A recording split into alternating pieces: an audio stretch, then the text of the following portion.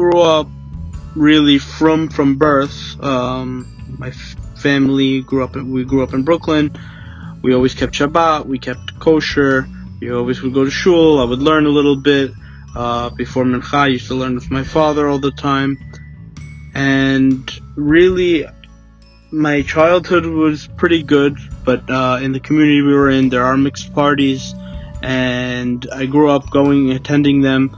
I didn't know anything was wrong about it.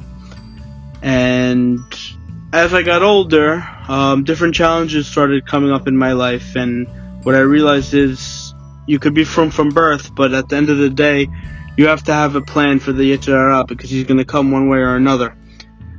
So at the age of 13, 12, maybe 14, I don't remember exactly, but I was on a computer one day and something popped up, and from one thing it led to another, and I started falling into having issues with my eyes and Shmirat Abrit, and I thought it was weird at the time, but I had no idea it was wrong at all whatsoever. I never knew it was a wrong against halakha. No rabbi ever told me, and I was fairly religious at the time. What I thought was religious, I would learn, I would pray, I would keep kosher, and I was pretty good to what I thought. And for years this is going on. I'm in contact with rabbis at the time, but no one ever mentioned to me that this is wrong. No one ever mentioned to me going to a mixed party is wrong. No one ever mentioned to me that certain things were wrong, and I wasn't looking to tell anyone about this problem. I didn't feel comfortable with it. As I got older, I got into high school, I learned, now that I look back at it, when you're trying to learn Torah and you have a problem with your Shmirat Einayim and your Shmirat Abrit, it's not going to work out. It's totally not going to work out. And what I learned the hard way is I found myself not enjoying my learning anymore.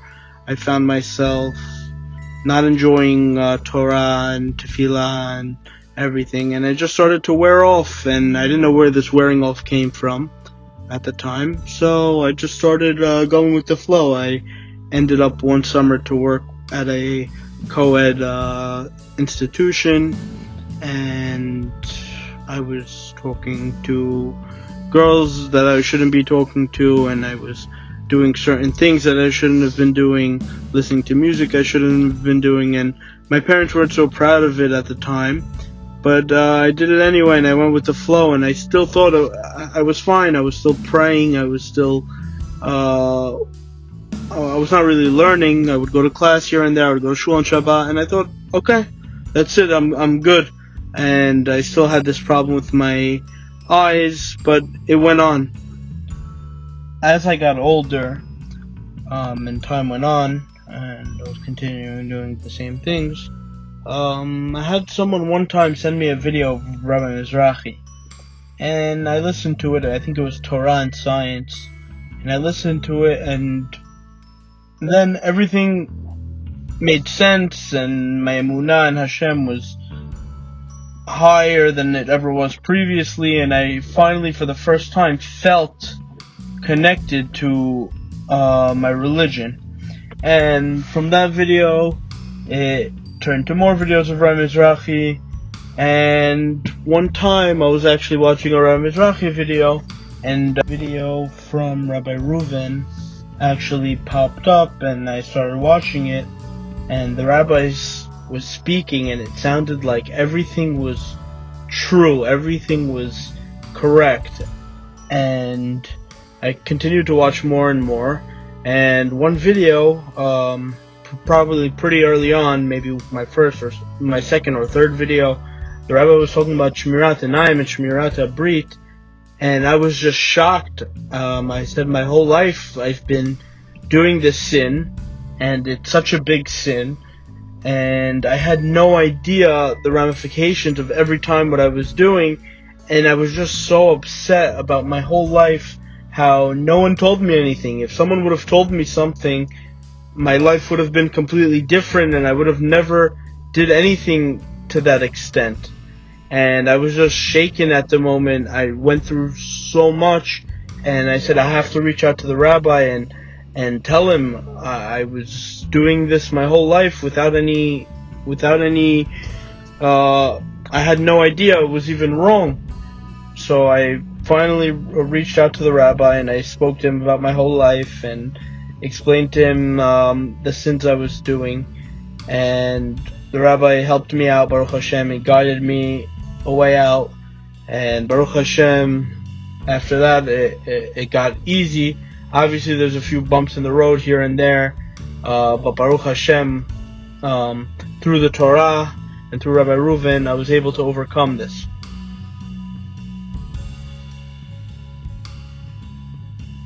I was asked about my favorite video from the rabbi, but I can't give one exact one. But what I'm going to give, my answer is, my favorite video about the rabbi is when he calls out something that's wrong. Because through my personal experience, if someone would have called out Shmirat Einayim and Shmirat Habrit being so bad, it would have prevented me from doing one of the most horrific sins in history. And when the rabbi calls out, let's say, a speaker speaking bad, or a person doing something wrong, or whatever it is, it's not just to bash him out, and it's not just to embarrass the guy or to make him stop. It's to prevent other people from listening and thinking something is okay when it's not. If I wish in my case that I would have found out earlier what was actually wrong, and what I was doing was wrong, and it would have prevented me through a lot of problems I went through. But Baruch Hashem, the rabbi does what he does, and his audience is pretty big, and Baruch Hashem, he really helped me, and I have a lot of hakarat hatov for the rabbi.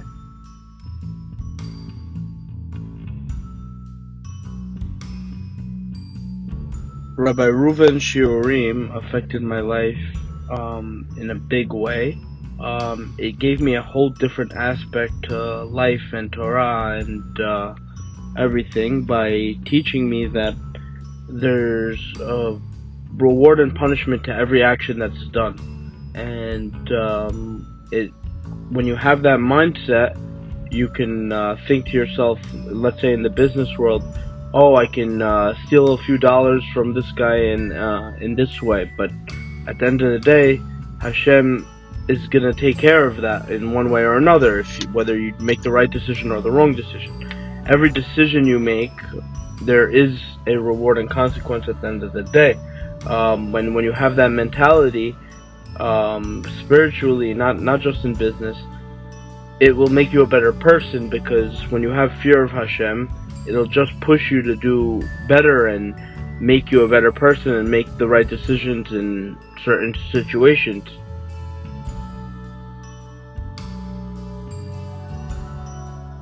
My whole life I've been listening to speeches from people who speak soft and feel-good speeches, I like to call them, even if they're not heresy, or because there's many rabbis that speak and do all these feel-good speeches, and at the end of the day, they're not even following the Torah. Like, some people would say, oh, come drive to my shul on Shabbat, or come do this and that, but it's clearly against the Torah. Yeah, it feels nice to have a guy come who never kept Shabbat in his life to come to your house for Shabbat, but to drive there, you're breaking the Torah. It's completely wrong.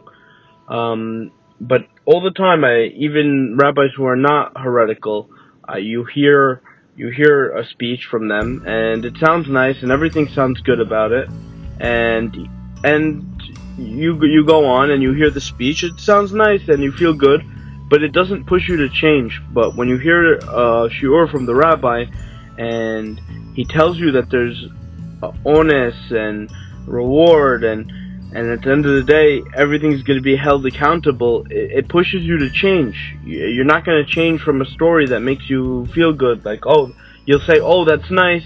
maybe it'll feel good for a few seconds after. And I've been hearing a lot of speeches like that my whole entire life.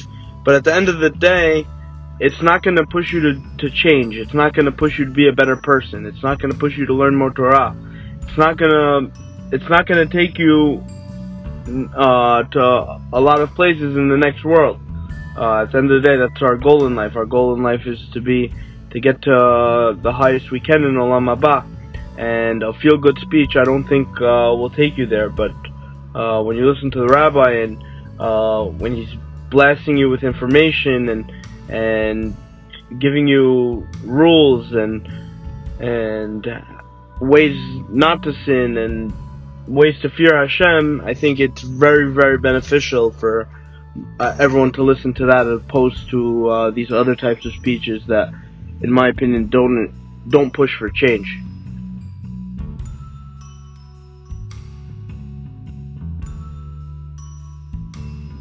My advice to someone new to the shiurim or new to religion as a whole is to listen to the rabbi as much as possible, watch his shiurim, take them internally, not just to take them in, and also to make the rabbi your rabbi. It doesn't mean just to listen to the shiurim and move on with your life. You have to take it and take what he says literally and do it by actions. Also, another very important piece of advice is to be open with the rabbi, to reach out to him if you have any questions or any problems that come up, because I think that's what makes a rabbi a rabbi.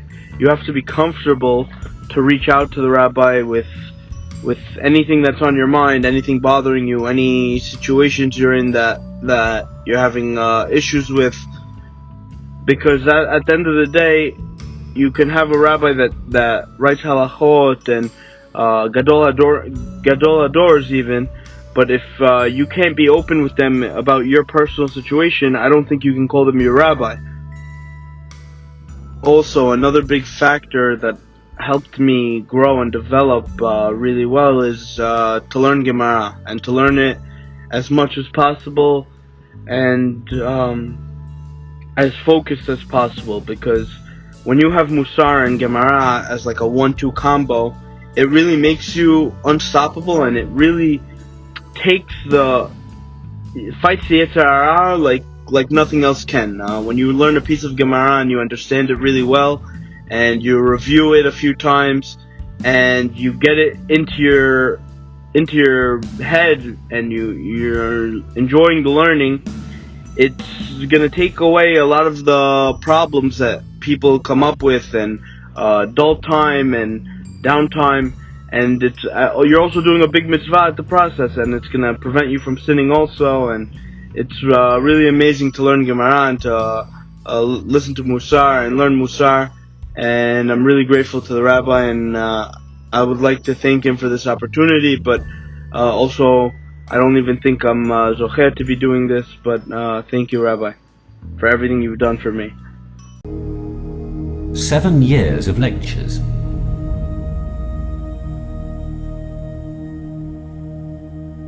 7 months of film editing.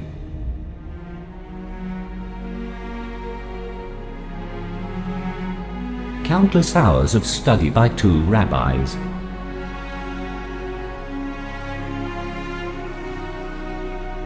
Information we received over 3,000 years ago. All for this moment.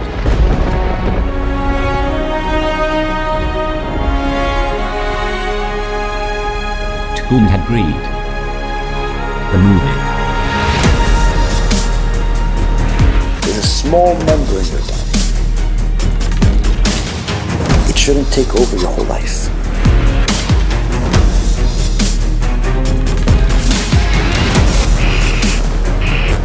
If you satiate it,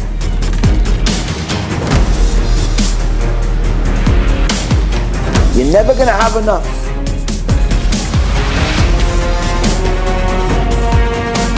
The Sofer clan, when it gets a hold of something, it does not let go. Time for us to rectify what we have done. Normal numbers should be somewhere around 20 million or higher.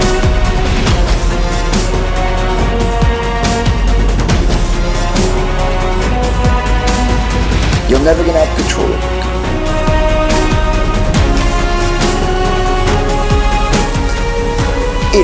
You start it. And only feed it when it's permissible, according to the Torah. Pornography is as addictive as crack cocaine.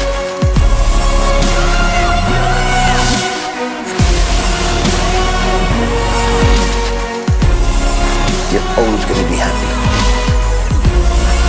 including this world and the next. Baruch Adonai Le'olam. Amen.